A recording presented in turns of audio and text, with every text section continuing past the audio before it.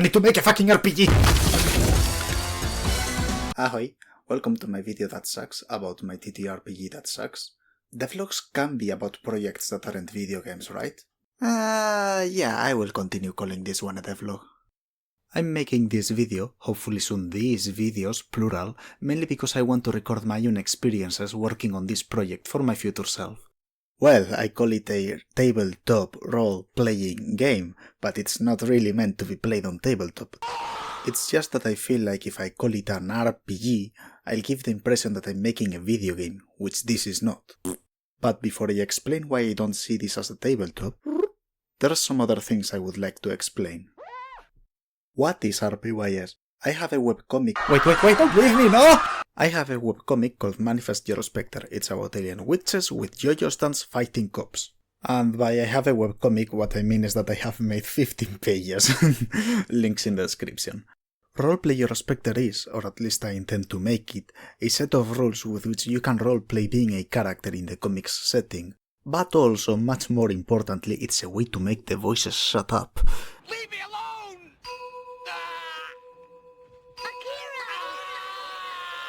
One day, maybe in 2021, probably in 2022, I came up with a few ideas I liked for an RPG. We'll talk about what those ideas are later. I come up with ideas that I like all the time, but I know I don't have the time to pursue all of them, so usually I don't note them down. Either they'll stick around effortlessly or I'll just forget them. But these ideas were different. They were too complex to remember them without writing them down and fleshing them out, but my mind was too fond of them to let them be forgotten. So my brain kept reminding itself of them, constantly. They were taking up a lot of my mental bandwidth.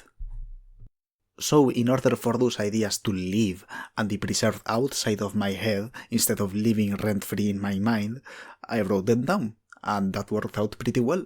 But then I had new mental space and I would start having new ideas that built upon the previous ideas that I had written down, and I would have to write these new ideas down as well.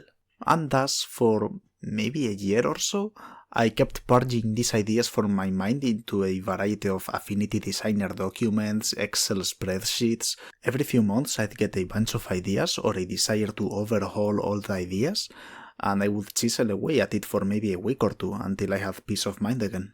Finally in 2023 I realized, oh, this abyss is bottomless, and I reconsidered how I go about this project. So I set up new goals. The idea exorcism was and still is the top priority, of course, but since it looks like these ideas are gonna plague me forever, I had to set longer term goals, like it must be fun for me to design, it must be fun for me to game master and play by myself, it must be fun for my friends to play with me as their game master. You'll notice that people other than me having fun being the game master is not one of those goals. If it happens by chance, I will celebrate that, but I'm not actively trying to make that happen, because in order for it to be fun for me to design, I am going to be very self-indulgent with a lot of design decisions, in ways that will make the game pretty complex and cumbersome to run.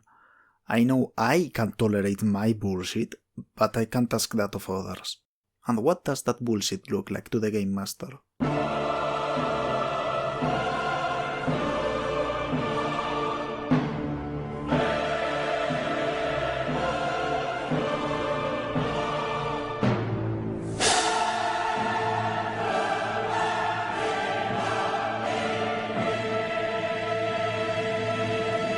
Okay, I exaggerate. A lot of the spreadsheets I showed you are for scrap designs and mechanics. But still, this is a game that expects you to do multiplications with fractions on like every other attack. The game expects the players, or at least their game master on their behalf, that will be me, to keep track of mass and weight separately because the setting doesn't have Earth's gravity. This was once a formula used by the game during character creation, though now it's been scrapped for a while, fortunately. When you stare into the abyss stares back, and when the abyss and I love each other very much, this fucking thing happens. So yeah, my plan is to bear the burden of my insanity alone, if possible, so that the people playing with me can have fun with my TTRPG that sucks without really having to deal with the part that sucks the most. So finally we arrive to the question, why not tabletop? No one is going to have to do all of these mathematical calculations by hand. We have calculators built into the spreadsheets for that. You feed the spreadsheet all the information about the characters involved in the attack, and then it gives you how much damage it deals, or if it even hits at all. It even rolls the dice for you. But setting up these spreadsheets, feeding them the information they need of each character involved, takes time, an amount of time that would be insufferable at the table. Unless you are willing to have like 20 different spreadsheets open at the same time so that they are already set up for every possible combination of one character attacking another character. But that would also be insufferable at the table. Instead, my plan is to play this mostly over text messaging, primarily over Discord, like an asynchronous game. That way we don't have to do scheduling, I have all the time in the world to compute damage, prepare encounters, make visual aids to depict what's happening, all that kind of stuff. I think that will work fairly well when there is only one player and one game master, though I worry about how I would make it work for multiple players. It might not be possible. But hey, I will find out. Okay, so now you know that I am insane. But what has that insanity amounted to? What is special about RPyS? Well, part of it is the setting itself, and part of it is the game's systems. My webcomic... Okay, fuck off. My webcomic takes place in a universe where some forms of magic exist, but they are quite limited, so science fiction technologies still have a place. Chiga 4, the planet where the story happens and around which I am building all contents for the game, at least initially, was previously inhabited by a pre-industrial civilization with quite some magical know-how. But recently it has been conquered and annexed by the IU, an overwhelming alien force from a magicless universe. These circumstances aren't just setting and flavor, they also have important mechanical ramifications.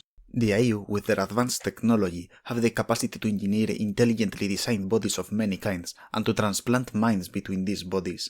Whether your character was born an IU or was native to Chiga 4 and only gained IU citizenship after the invasion, it's likely that you have transplanted your consciousness to a body built to IU standards. The game doesn't have fantasy races, but you can have almost any kind of body you want. Wanna be a 3-meter tall 4-armed beast with wings? Yeah, you can. Wanna be a weird overgrown cuttlefish with active camo skin? Yeah, you can. Wanna be a dolphin? I don't know if I will ever implement mechanics for moving on water, but yeah, sure, go ahead. Wanna be a Tachikoma from Ghost in the Shell? Yeah, you can do that. You probably will not be allowed to have the guns, but you can do that. A furry? Oh, fucking course you can be a furry. Who do you take me for? Wanna be a disembodied AI in a solid-state drive? Yeah, you can do that. Good luck moving around, though. Actually, there is a way that your disembodied AI can move. Remember at the beginning of the video when I said, I have a webcomic called Manifest Your Spectre. It's about alien witches with yo-yo stands fighting cops. That thing about the yo-yo stands was only 15% a joke. In this universe it is possible to create a physical projection of your mind. This is called manifesting your spectre. Ah, that's why the comic is called that. If your character doesn't have legs, but has the capacity to manifest their spectre, they might be able to use their spectre to move around. That said, they would still be at a massive disadvantage compared to a guy with both legs and the capacity to manifest a spectre, of course. There's still a lot more I want to tell you all about Manifest Your Spectre and Roleplay Your Spectre, but it's gonna have to wait. What I can tell you about is what I have planned for the next devlogs. In episode 2 I intend to retroactively talk about how my creative vision has changed over the course of time, reviewing which decisions I have made thus far, why I made them, and why more often than not I scrapped or overhauled them later. Episode 3 will be about explaining the overall current state of the project and detailing what my near future plans are for it. I have no idea when or even if those videos will come out, so... well, bye!